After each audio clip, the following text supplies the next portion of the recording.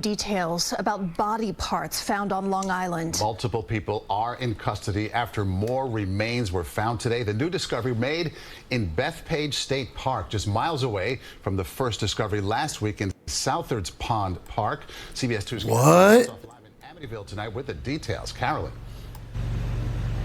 Maurice, more body parts were found today in 2 additional locations, and Suffolk police are saying they do know who they belong to. A 59-year-old woman and a 53-year-old man. They're not yet identifying them. They're still notifying family members. But in the meantime, law enforcement sources are telling me that multiple people are in custody and arrests have been made in this grisly murder mystery. Body parts dumped in locations from West Babylon to Bethpage. Suffolk police now say the victims were a 59-year-old woman and a 53-year-old man, their last known address in Yonkers. And all of it somehow connected to this house in Amityville, where Suffolk police executed a search warrant Monday night. This neighbor asked us not to show his face. SWAT team, detectives, the mobile command center, the roadblock off. The people are nice. You see people walking their children and dogs all on this block. So that's crazy. A flurry of police activity in and around this 2-family house on Railroad Avenue, linked to the disturbing discovery last week of dumped body parts. First, on the perimeter of Babylon Village's Southard's Pond Park. Officials say school children made the initial discovery. A police cadaver dog turned up more. A severed head, legs, and one arm of a female victim. The tattooed arms of a male victim. Fingertips removed. Very scary. It's very close to home. A child or an adult to find body parts is very disturbing. And now 2 more grisly finds Tuesday linked to the other body parts. At least 1 human torso found near Bethpage State Park and more remains in a wooded area in West Babylon. Neighbors of the Amityville house tell us they often heard fighting inside, but on the outside all appeared peaceful. They're really nice. No, they're John. And they're really nice. They got like puppies and they always welcome them.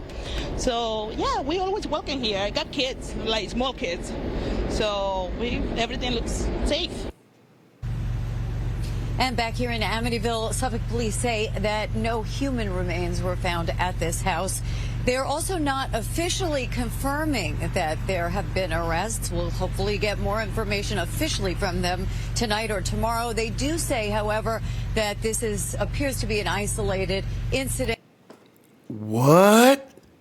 Welcome back to What TV. You're rocking with your boy Ace. And you heard that right. You heard it. We gotta do it. Because if you don't know, out in Long Island and in New York as a whole, they've been tearing up bodies, man. Bodies have been coming up since 2024, dismembered all over the city. We have reports of at least 6 people that have been found dismembered since 2024, okay? Now, this has to do with a love triangle story. Ladies, come on. Imagine you have a family disputing because 2 cousins are fighting over you. This was what is alleged in this story. 2 cousins fighting over 1 girl. Ends up in their bodies being dismembered.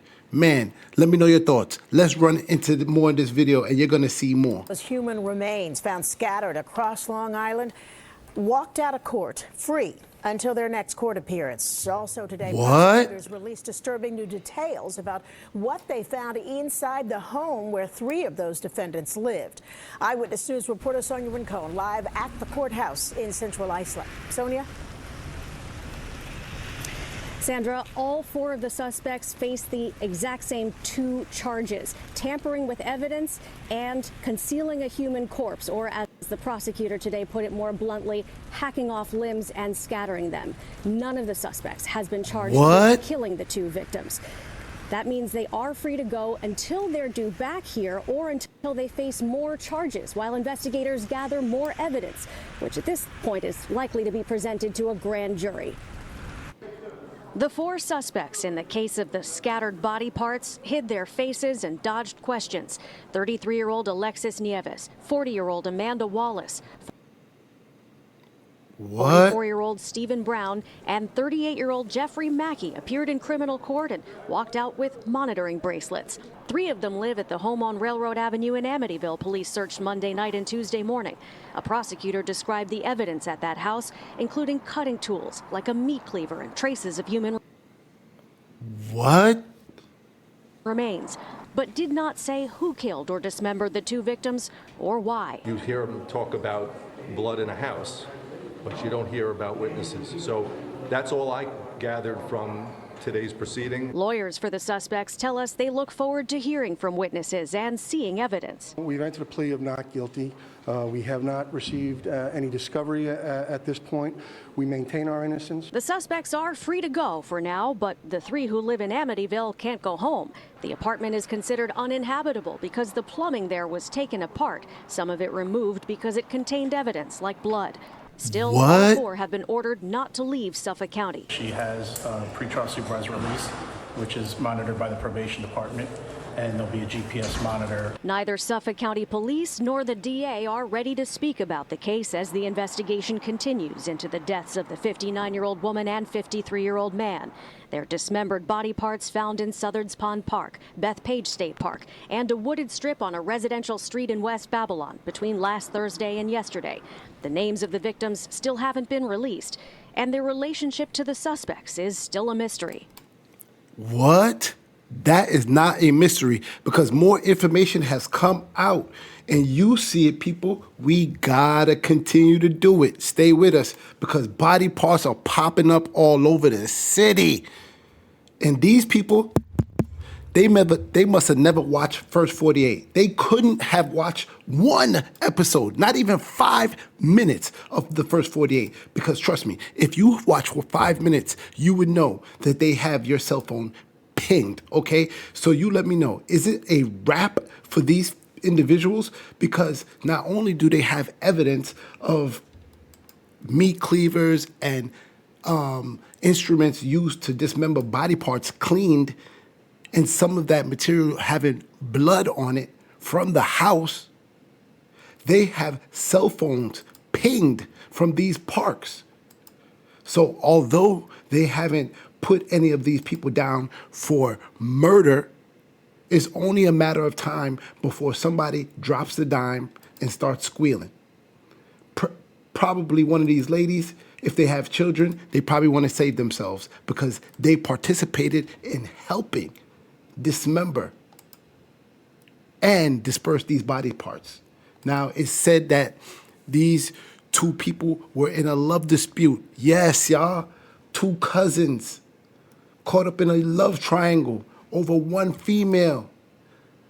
The female, her last address was in Yonkers where one of the cousins live, but she's really from Long Island. So y'all let me know, okay? Put 2 and 2 together. We're gonna hear from the family members themselves. Tears flowed outside arraignment court as this family identified themselves as siblings of the 53-year-old male victim whose body was chopped and strewn across Suffolk County. We just want justice for our brother, Malcolm Craig Brown. Corrine Bullock and Charles Williams flew in from California and Pennsylvania, aghast at what they say they've learned from police. Nobody deserves murder like this. And his cousin has something to do with it. His cousin, What?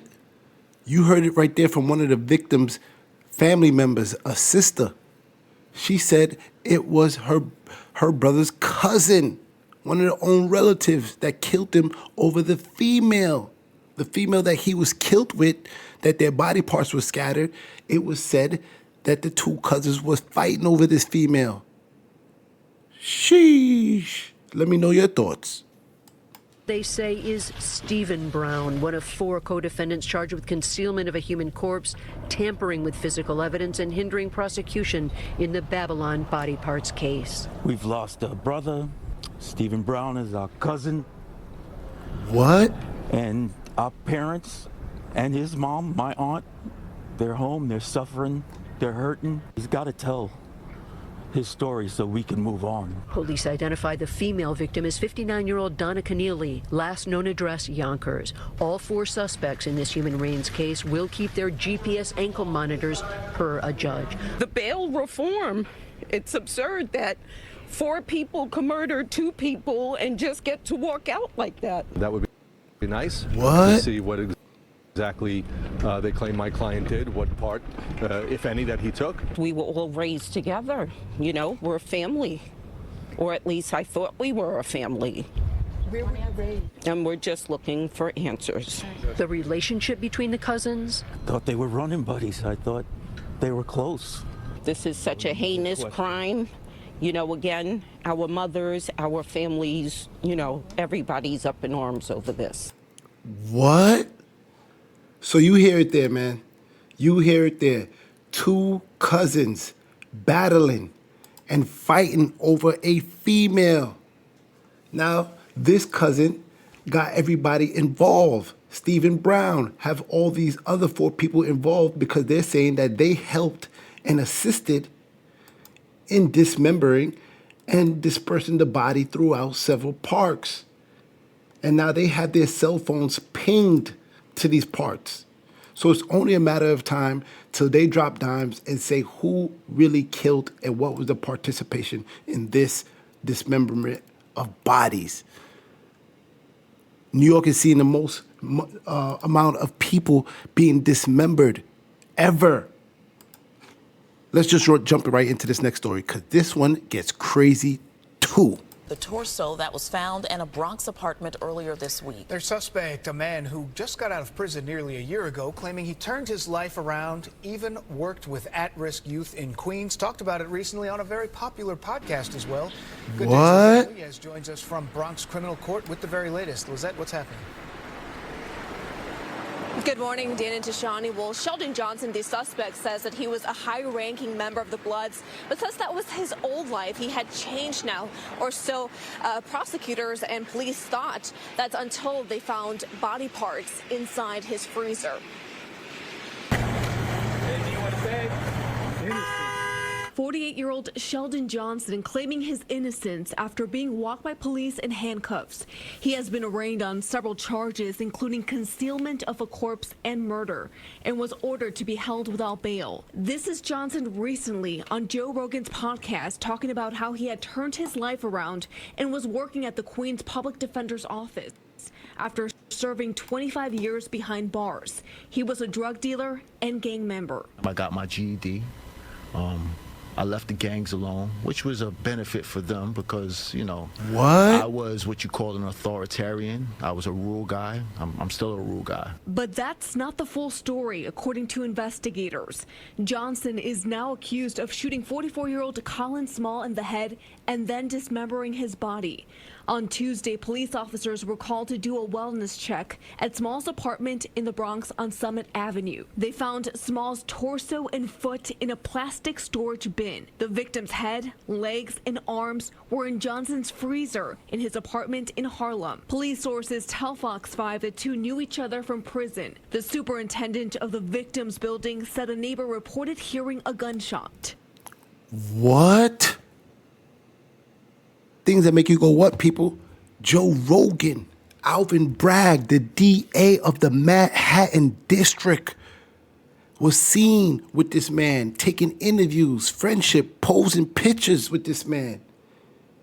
And he's out here promoting change while he has dismembered heads in his freezer. You heard me right, his freezer. He was seen coming in and out wearing different wardrobes just to disguise himself to get the body parts in and out of the apartment, wearing wigs. Come on, let me know your thoughts. We've seen the most amount of people being dismembered in New York. 7 people so far. We're just looking into a few. This is crazy. Let me know how y'all feel. They dismembering parts of New York. New York, tap in. Let us know what's going on. Why y'all so stressed?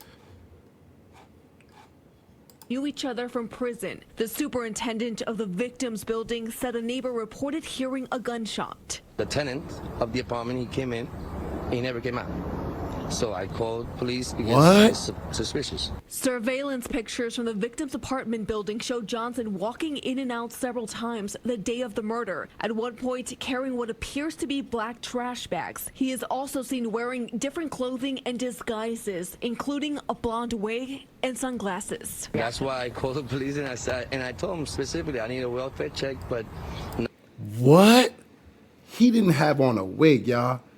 He had on a wig moving out of there.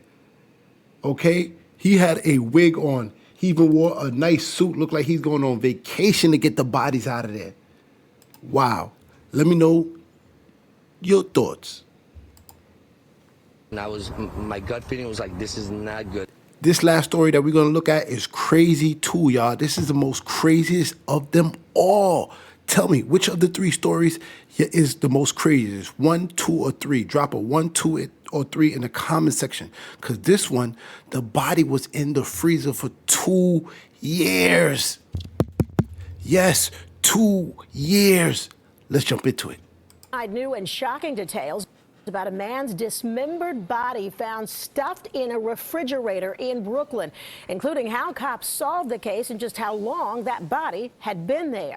Eyewitness News reporter Lucy Yang with the new details. Almost 2 years. That's how long officials say human body parts have been chilling inside a refrigerator here in Flatbush, Brooklyn. The victim, 40-year-old Kashin Geltzer. Authorities believe he had been crashing at an apartment on Nostrand Avenue, paying his portion of the rent with drugs. When he came up short, officials report the tenant of the third-floor apartment killed him, chopped him up, then stuffed all the body parts, including the head, in the freezer and refrigerator, taping the doors shut. For almost 2 years, the crime scene went unnoticed. Geltzer's mother reported him missing shortly after the murder, but it wasn't until last month when police finally conducted a wellness check in the apartment and made the dark discovery. They arrested a woman living there, 45-year-old Heather Steins. Detectives then tracked down her boyfriend, 45-year-old Nicholas McGee, in a prison in Virginia and say he confessed to the gruesome murder and cold cover-up. We're told McGee has a long list of priors for property and identity theft. Now he's looking at murder charges and awaiting extradition to New York City. What? That one was crazy, y'all. That one was pretty crazy. We're talking about a dismembered body in the fridge for 2 years. She said she was in a relationship with this man and kept a person's body in her fridge for 2 years. They caught this man in Virginia. Let me know your thoughts. Is it crazier, the 4 people that was caught in the love triangle that dismembered the 2 people in Long Island? Or the gang member that dismembered a body part in the Bronx? Or was it this last one where the body part was found in there for 2 years? We're talking about 2 years body part was dismembered, y'all. Let me know your thoughts. Over 7 people dismembered so far this year, and the year is still going, all right? How many people will be dismembered in New York this year? Who knows, but there is a trend going on. This is why we highlight in this video. There is a trend going on. Pay attention, tap in, tap in, tap in, and hit that subscribe button. Thank you, y'all.